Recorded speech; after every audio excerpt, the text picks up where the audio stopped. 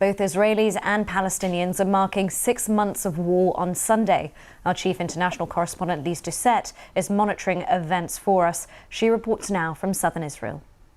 Today, a memorial service is being held here. There's been a press conference where members, loved ones of those who lost their lives here are expressing not just pain but anger, asking why the Israeli security forces weren't here on this day to protect them, saying that they still feel abandoned. One of the people who did survive to tell the story was a photographer, Shai Klein Weinstein, who has now returned to the United States. But as the rockets started being fired by Hamas, he took out his camera and started filming. This is some of what he saw.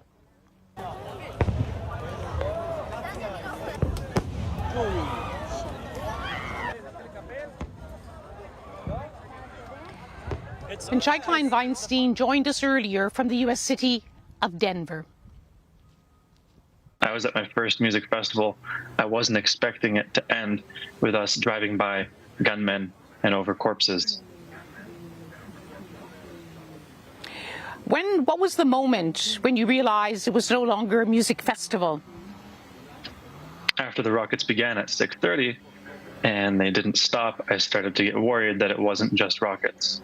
And they went on for a while. You know, the rockets began at 6:30 and we actually physically got to our car at about 7:51 in the morning. So it's over an hour later and the rockets hadn't stopped. And at that point, I was growing increasingly more anxious and concerned about the situation. Behind me, as I'm speaking to you, I'm at the site of the festival. There's now a sea of Israeli flags, of photographs of those who died here on that day. They may include some of your friends. Would you like to tell us about the people who were with you on that day who didn't escape? So I was with a group of 8 of us total, myself, my cousin Mordecai, his now fiancée Tamara, and several mutual friends of ours, Yael, Eli, Barak, Doraz, and Almog. And I'm very grateful to say that they all escaped, but some of the people I made friends with at the festival, including Dor Avitan, who was my age at the time, 26, and Ron Schaefer, were murdered. And you returned to the United States, and I understand that since then you have been trying to keep the memory of what happened on that day alive. Yes, correct. Israel is still my permanent residence, although now I've been away from the country the exact same amount of time as I've lived there. I moved there last April. I've only been there till October. I've now been away since then. And I've been going to university campuses across the country. I've been to 157 different cities since November. Canada, the US, East Coast, West Coast, all of the above. Sharing my photos, my videos, my story, and just letting people know what happened to us and letting people know that even though this horrible, tragic thing that occurred to cause this terror isn't gonna keep us down. And how do people react to you and the stories you tell? I've had a mostly positive response. I've had a few instances where I've had protesters, but most of the time, very warm reception. Audiences from 5 to 500 people. I've even had people who are pro-Palestinian come see me speak. I've had Palestinian students come see me speak. I've had Black Israelites come see me speak. People who don't know anything about what's going on, who just want to hear more. And many people are sympathetic and interested in hearing what I have to say and having a very reasonable discussion. And that was Shai Klein Weinstein, who was here during those horrific events of October the 7th. That day shook Israel to the core and shocked many around the world. Israel's staunchest allies, including the United States and Britain, immediately rushed in to show very public and powerful backing to Israel as it launched retaliatory strikes intended, said the Israeli army, to destroy Hamas. But 6 months on, as the death toll in Gaza continues to climb, and the UN says the territory is on the brink of famine, There are loud calls, including from Israel's staunchest friends, for an immediate ceasefire, for much more to be done to get desperately needed aid into Gaza. In the past few days, for the first time, Israel has opened the Erez crossing in northern Israel into Gaza. It has opened the Ashdod port, and it also says it will accelerate the capacity through Jordan. Will that be enough? We're joined by Cindy McCain, who is the Executive Director of the World Food Programme. Welcome to BBC News. Thank you. Could you please first describe to us how bad is the situation in Gaza when it comes to hunger?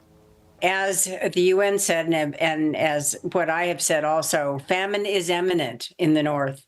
And this is something that if we wait much longer, we're going to go over the edge and not be able to recover from it. That's why it is so important that we be able to get food at scale in. We at WFP are grateful that there's consideration to open the Erez border point and Ashdod port. We're hoping to see that happen very soon. All of those things and more, along with the airdrops, along with everything else that's going on, will help us get food in at scale. But it can't stop.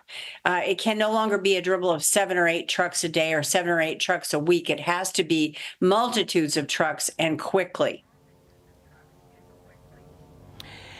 There have been calls right up to the top of the United Nations that while welcoming these new moves, saying that all of the crossings should be open, and if not, that it will still be difficult to get the amounts of aid in that are needed. Is that also your view? That is absolutely our view. We would like every gate open. We need to get food in and get it in at scale, as I said. We can no longer wait to be considered or wait to see if our drivers are cleared or wait to see if they're, if the checkpoint's actually going to be open. We need to get in now. Children are dying. As we speak, they are dying of hunger. That's why it is so important that we do what we do best, and that is take large amounts of food in and feed those who are desperately hungry. As you know, those who are delivering the aid also feel at risk in the wake of the killing of 7 aid workers with World Central Kitchen. Some aid agencies suspended their operations. Do you feel it is still safe for your WFP staff to operate, and are they still doing so? Well, this is dangerous work, no matter how you look at it. But we at WFP are not going to halt or suspend any of our operations. We continue to do the best we can to get aid in. Again, these new openings and these new ports, et cetera, if we do get them to scale and get them operational, will be of great help. But we should have done it a while ago. This is something that has allowed the northern part of Gaza to simply die.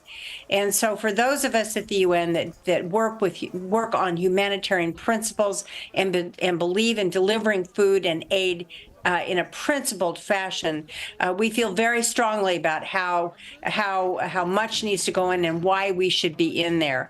And once again, aid workers should be safe. It was unconscionable that WCK was hit. It's a terrible situation. But let me say, there's been more aid workers than just those that have been killed, and we're sorry for all of them. But we have to keep going. We have to.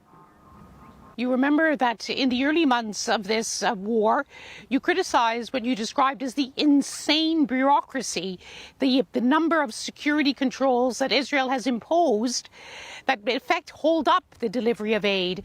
Has that improved? Has the process become smoother? The process has become smoother, yes. It's still not 100%, but let me say it is much better than what it was. A lot of the confusion, because we only had one opening at that time, and it was Rafah. So it wasn't just WFP trying to get in, it was hundreds of other agencies trying to get aid in, and there was no real controls on it. Now I can say that with regard to UN aid agencies, we go through Kerem Shalom, we try to make it up the fence road. Again, that's why we need other openings further north, so we can get our trucks in up through there and get directly to northern Gaza. Cindy McCain, one of the world's biggest aid agencies, struggling to deliver aid to people who desperately need it in Gaza, welcoming those new steps by Israel, but like so many saying, much more needs to be done. Well, that's how it looks now on this day, which marks the 6-month mark of the Israel-Gaza war. We'll continue our special coverage here and across the region, but now I'll hand you back to London. That was Lise Doucette. Well, our international editor, Jeremy Bowen, has also been covering the war since the very start and has returned to one of the kibbutzes in Israel that was hardest hit by the Hamas attacks.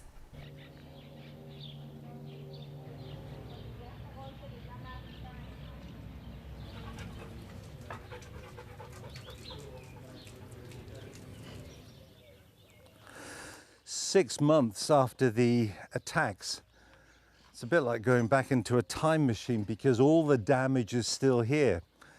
And the reason for that is that in this kibbutz near Oz, 1 in 4 of the population of more than 400 people was either killed or taken into Gaza, which is about a mile away, the border, as hostages. Looking round at the damage here, and hearing the stories too of what happened. Hamas came in about 6:30 in the morning and they were here till early afternoon, undisturbed, going from house to house until the army arrived. Well, the war's still going on. That's outgoing fire from an Israeli battery near here into Gaza. This is now one of the typical houses in this kibbutz. Abandoned, burnt out, 6 months on, it still smells of burning. On the sofa over there, there's some neatly folded laundry, perhaps done the evening before, October the 7th.